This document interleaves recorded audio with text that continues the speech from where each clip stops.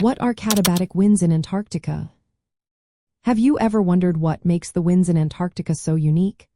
Let's take a closer look at katabatic winds, a fascinating phenomenon that shapes the icy continent. Katabatic winds in Antarctica are powerful, cold winds that flow downhill from the high interior of the continent toward the coast. These winds are not just any breeze.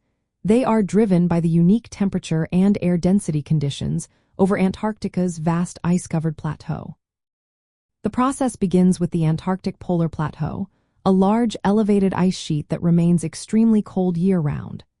This ice sheet cools the air directly above it, making the air very cold and dense.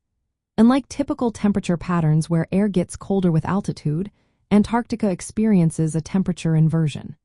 Here, the coldest air is near the surface, and the air temperature actually increases as you go higher above the ice sheet.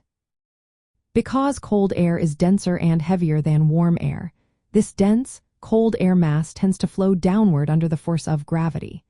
It moves from the high elevation of the polar plateau down the slopes toward the lower coastal regions. As this air descends, it accelerates, sometimes reaching very high speeds, creating strong, gusty winds known as katabatic winds. These winds are dry and cold, and they can be very intense, often roaring toward the coast with great force. Katabatic winds play a significant role in shaping Antarctica's climate and weather patterns. They transport cold air from the interior to the coastal areas, which influences sea ice formation and the distribution of snow and ice on the continent. In summary, katabatic winds in Antarctica are gravity-driven, cold, dense airflows descending from the high, icy interior plateau to the lower coastal zones.